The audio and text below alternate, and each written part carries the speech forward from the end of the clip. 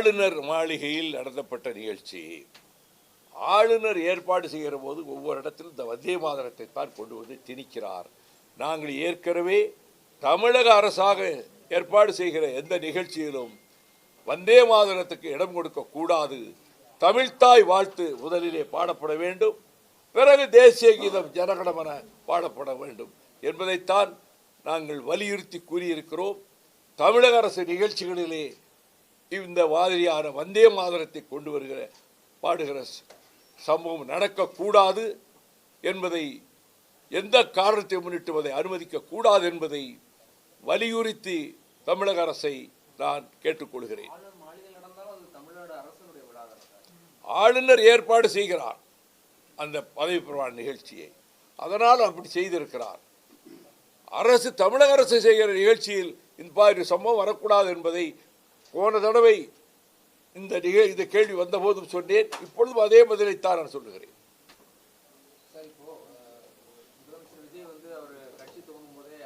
ஆட்சி அதிகாரத்தில் பங்குன்னு சொல்லி தான் துவங்கினாங்க. இன்னைக்கு அது காங்கிரஸ் மூலமா அது சாத்தியமாயிருக்கு அப்படின்னு எடுத்துக்கலாமா, இல்லை இது வேற எதுவும் அரசியல் நோக்கம்?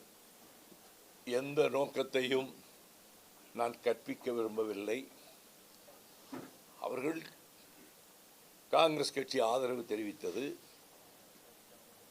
மந்திரி சபையிலே பங்கேற்க வேண்டும் என்ற விருப்பத்தை தெரிவித்தது. இன்று அது நிறைவேற்றப்பட்டிருக்கிறது. எனவே இந்த அரசு கூட்டணி அரசாக மாறியிருக்கிறது.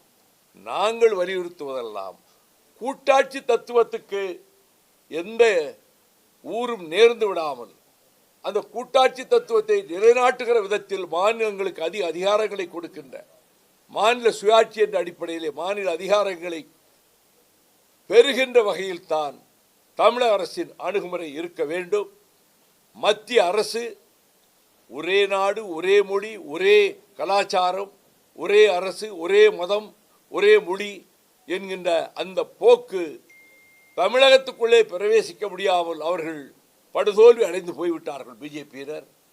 ஆகவே கேரளத்திலும் அவர்கள் பெரிதாக அவர்கள் சாதித்துவிட முடியவில்லை, உள்ளே போக முடியவில்லை.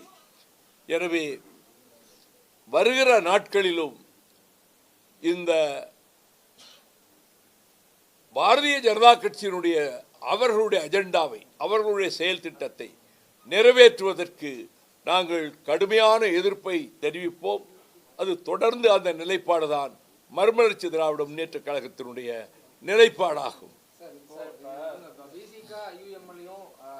அமைச்சர்கள் இடம்பெற கூப்பிடுறாங்க, திருமாவளவனுக்கு கூடுதல் வலியுறுத்தல் கொடுக்குறாங்க.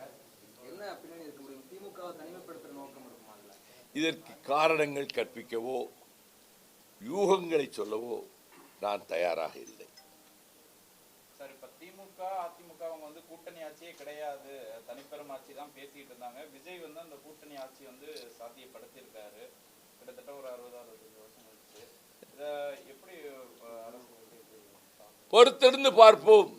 கூட்டணி அரசு எப்படி செயல்படுகிறது என்பதற்கு ஒரு 6 மாத காலம் அவகாசம் கொடுப்போம். Let us wait and see. அதே போலங்க சார், நிறைய புதிய எம்எல்ஏக்கள் என்ன பண்றாங்கன்னா தடாலடியா போய் ஆய்வுங்கிற பேர்ல சில அடாவடிகள் பண்றதா எதிர்கட்சியில இருந்து குற்றச்சாட்டு வைக்கிறாங்க.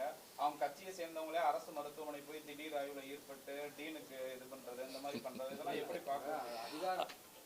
1-2 இடங்களில் 1-2 சம்பவங்கள் நடந்திருக்கலாம். அனுபவம் இல்லாதவர்களாக இதுவரை அதிகாரத்தை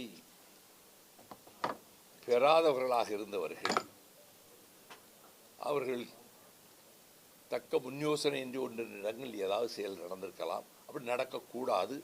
அப்படிப்பட்ட செயல்களில் யார் ஈடுபட்டாலும் அதை உடனடியாக முதலமைச்சர் கண்டிக்கவும், அம்மாதிரி சம்பவங்கள் அரசுக்கு நற்பெயரை தராது என்பதை சுட்டிக்காட்டி அதை தடுக்கவும் முதலமைச்சர் முன்வர வேண்டும். அதே போல அமைச்சர் உட்பட ஒரு 9 பேர் மேல கல்வி சான்றிதழ் வந்து போலின்னு சொல்லி ஒரு விஷயம் ஓடி. எனக்கு அதிகமா தெரியாது அதை பத்தி. பாஜக வந்து வரலன்னு சொல்றீங்க, ஆனா விசிக தலைவர் என்ன சொல்றாங்க, ஆர்எஸ்எஸ் குழந்தை தான் தாவேக்கான் தொடர்ச்சியா வலியுறுத்திட்டே வராரு, அதை சொல்லிட்டே இருக்காரு. எப்படி பாக்குறீங்க சார்? ஒரு அரசியல் தலைவர் சொல்லுகிற கருத்துக்கு நான் பரிமேலழகரை போல மூவாவை போல விளக்க உரை எழுதுகிறவன் அல்ல. அது அவர் கருத்து. அதை பற்றி நான் எந்த விளக்கமோ பதிலோ சொல்ல தயாராக இல்லை. வரலாற்று வெற்றியா சார் இந்த தேர்தல் வெற்றி? ஏன்னா 67க்கு அப்புறம் வரலாறு என்பது சம்பவங்களால் தீர்மானிக்கப்படுவது. இன்றைய செய்தி நாளைய வரலாறு என்பதைப் போல இன்றைய சம்பவம் நாளை வரலாறு ஆகும். ஆகவே இது வரலாற்றில் பதிவு செய்யப்படும், அவ்வளவுதான். வரலாற்றை ஏற்றுக்கொள்ளலாம் சார். அது காலப்போக்கில் தான் தீர்மானிக்கும். சார் இப்ப முதலமைச்சர் உள்ளிட்டவங்களே என்ன சொல்றாங்க? கம்யூனிஸ்ட் வந்து ஒரு ஸ்டாண்ட் எடுக்கிறாங்க, தெளிவா திடமா நாங்க வெளியில இருந்து மட்டும்தான் ஆதரவு, கிரைசிஸ் மேனேஜ்மெண்ட்டா முடிவெடுக்கிறோன்ற நிலைக்கு வந்துட்டாங்க. பட் ஆனா விசிக தலைவர் திரும்ப அவங்களுடைய அழைப்பு ஏற்று மறுபடியும் ஆலோசனை செய்யறாங்க. இதை என்னவா புரிஞ்சுக்கிறது? சகோதரரே, இப்பொழுதுதான் நான் சொன்னேன், ஒவ்வொரு கட்சிக்கும் கட்சி தலைமைக்கும் கருத்துக்களை சொல்லவும் அவர்கள் ஒரு நிலைப்பாட்டை மேற்கொள்ளவும் பரிபூர்ண சுதந்திரமும் உரிமையும் உண்டு. ஆகையினால கம்யூனிஸ்டோட நிலைப்பாடு எடுத்துக்காங்கன்னா அது அவங்க நிலைப்பாடு. விசிகா ஒரு நிலைப்பாடு எடுக்கிறதா இல்லையான்னு இருந்தால் அது அவர்கள் நிலைப்பாடு. மதிமுகவோட நிலைப்பாடு எப்படி சார் இருக்கு இனி வரும் காலங்கள்? ஏன்னா நாங்கள் தான் சொல்லிட்டோமே, இப்போ we will give 6 months time, 6 மாத கால அவகாசம் பொறுத்திருந்து பார்ப்போம். அப்போதான் புதுசாக வந்திருக்காங்க, அவங்களுக்கே கூட பட்டு தான் தேர முடியுங்கிற மாதிரி சில அனுபவங்கள் ஏற்பட்டால் தான் அவங்களுக்கு சிலவற்றை படிப்பினைகளாக அவர்கள் புரிந்து கொள்ளலாம். அதனால்தான் சொன்னேன், அந்த சில நாட்களுக்குள் அதை பற்றி ஒரு ஆட்சியை பற்றி ஒரு கணிப்பு செய்வது அவ்வளவு சரியாக பொருத்தமாக இருக்காது. மதிமுகவோட ஓட் பேங்க் எல்லாம் எந்த அளவுக்கு இருக்கு? எங்க ஓட் பேங்க் இஸ் இன்டாக்ட். நாங்கள் 32 வருஷமா இந்த இயக்கத்தை நடத்திட்டு இருக்கிறோம். எவ்வளவு சரிவுகள் ஏற்பட்டிருக்கு, தோல்விகள் ஏற்பட்டிருக்கு, அதையெல்லாம் ஒரு புறத்தில் முறையில் தூக்கி எறிந்துவிட்டு நாம் தமிழ்நாட்டுக்கு என்ன செய்ய வேண்டும் என்று தமிழ்நாட்டு மக்களுக்கு, தமிழ்நாட்டு நதியா நீர் உள்ளிட்ட வாழ்வாதாரங்களுக்கு என்ன செய்ய வேண்டுமோ எவரும் செய்ய முன்வராத நிலையில் மறுமலர்ச்சி திராவிட முன்னேற்ற கழகம் தான் அந்த சாதனைகளை செய்திருக்கிறது. இதில் எந்த கட்சியும் எங்களோடு போட்டிக்கு வர முடியாது. சீர்குலைத்தல்கிற வார்த்தையெல்லாம் நீங்க பயன்படுத்துகிற வார்த்தைகள். மக்கள் தீர்ப்புக்கு சீர்குலைத்தல் என்கின்ற வார்த்தை அது தங்களுடைய கருத்து. அதே கருத்து இங்கே இருக்கக்கூடிய எல்லாருக்கும் அதே கருத்து இருக்குன்னு சொல்ல முடியாது. அதுபோல அது உங்களுடைய ஒப்பீனியன், அதுக்கு நான் ரியாக்ட் பண்ண முடியாது. அதற்கு நான் ரியாக்ட் பண்ண முடியாது பிரதர். இப்போ இந்த 6 மாத கால அவகாசம் சரி, ஆனால் இதுவரைக்கும் நடந்த அந்த 15 நாட்களுக்குள்ளாக நிறைய கொஞ்சம் தவறான ஃபேக் நரேட்டிவ் செட் பண்றாங்க, நல்ல காரியங்களும் செஞ்சிருக்காங்க. பாஜகவோட எதிர்ப்புக்கு காங்கிரஸ் தான் ஒரு முகமா இருக்கு இந்தியா லெவல்ல. அப்படியா? திமுக கூட்டணியில தான் இருந்துச்சு. இப்ப தாவேக வந்தனால திமுக பின்னடைவா பாக்குறீங்களா? திமுக தன் நிலைப்பாட்டிலே உறுதியாக இருக்கிறது. இவங்க இப்படி போறதுனால அவங்களுக்கு எப்படி பின்னடைவாகும்? அவங்களுக்கு பின்னடைவு ஒன்றும் கிடையாது. அவங்க நிலைப்பாட்டில் அவங்க உறுதியாக நிற்கிறாங்க. திமுக அப்படியெல்லாம் சொல்ல முடியாது. அப்படியெல்லாம் அவங்களுக்கு அவங்க இருக்கிற இடம் தான் ராமர் இருக்கிற இடம் தான் அயோத்தின்னு சொல்லி புராணத்தில் சொல்லிட்டு இருப்பாங்க. இவங்க இருக்கிற இடம் தான் அதுன்னு சொல்றதுக்கான இடமில்ல. அதை விட கடுமையாக மதச்சார்பின்மையை பாதுகாப்பதற்கும் மதவெறியை எதிர்ப்பதற்கும் பல்வேறு கட்சிகள், மம்தா கட்சி இருக்கு, அங்கே பஞ்சாப்ல இயக்கங்கள் இருக்கு, காஷ்மீர்ல இயக்கங்கள் இருக்கு. அவங்கெல்லாம் காங்கிரஸை பார்த்தவங்க செய்யலை. சார் இப்ப முதலமைச்சரே என்ன சொல்றாங்க, இன்ஸ்டாகிராம்ல ரீல்ஸ் போட்டே ஆட்சியை பிடிச்சிட்டாங்க, இது ஒரு டிஜிட்டல் புயல் அப்படின்லாம் பேசுறாங்க.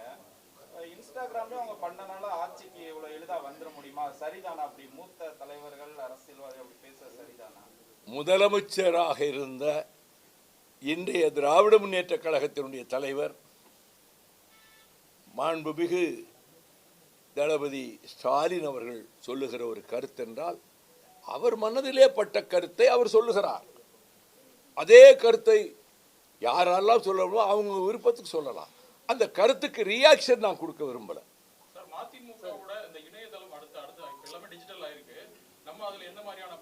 நாங்க கடந்த 6 மாத காலம் 8 மாத காலமாக எங்கள் இணையதளத்தை மிக வலுப்படுத்தி இருக்கிறோம். பல நூற்றுக்கணக்கானவர்கள் அந்த பணியிலே ஈடுபட்டு வருகிறார்கள். சார் இப்ப அடுத்த நாடாளுமன்ற தேர்தல், உள்ளாட்சி தேர்தலில் இதே திமுகவோட நீங்க நாளைக்கு என்ன நடக்க போகுதுன்னு இன்னைக்கே எப்படிங்க சொல்லிட்டு இருக்க முடியும்?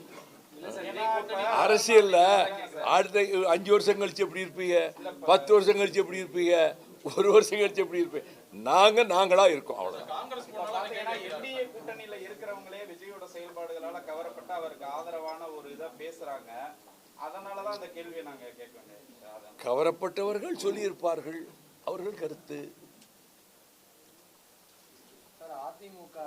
அதிமுக வந்து அமைச்சரவைக்கு அழைப்பும் விடுக்கிறாரு ஆதரவு. அதே நேரம் அதிமுகவுடைய நலன்களும் எங்களுக்கு முக்கியம்னு சொல்றாரு. இது பெரும் குழப்பம் இதை பற்றி சுத்திக்கிட்டு இருக்கு. 10 நாளா 15 நாளா அதிமுக அரசு அமைக்குமா, திமுக ஆதரவு கொடுக்குமா, அது உண்டு அது இல்லை, முதல் நாள் உண்டு மறுநாள் இல்லை.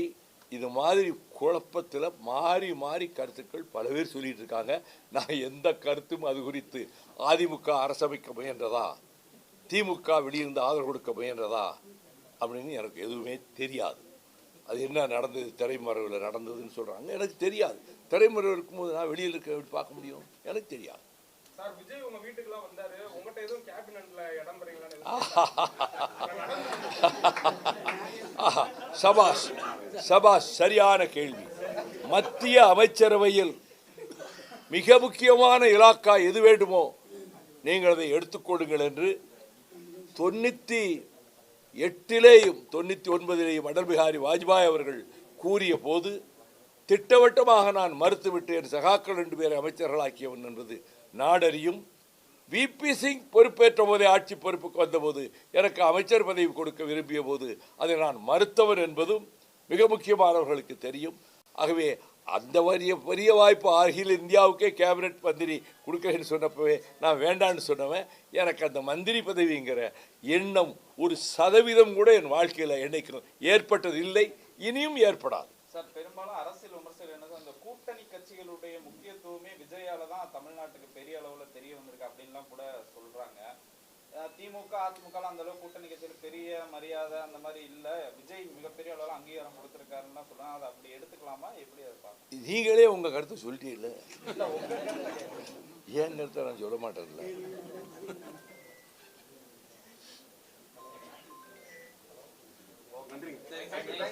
நீங்க வந்ததுக்கு ரொம்ப நன்றி. இவ்வளவு பிரஸ் எடுத்திருக்கீங்க, டிவியில் கொஞ்சம் 2-3 நிமிஷம் போடுவாங்கன்னு நினைக்கிறேன். லைவ் போயிட்டு இருக்கா. ரொம்ப நன்றி தொலைக்காட்சிகளுக்கு. உள்ளூர் செய்திகள் முதல் உலகச் செய்திகள் வரை தெரிந்து கொள்ள மதுரை முரசு சேனலை சப்ஸ்கிரைப் செய்யுங்கள்.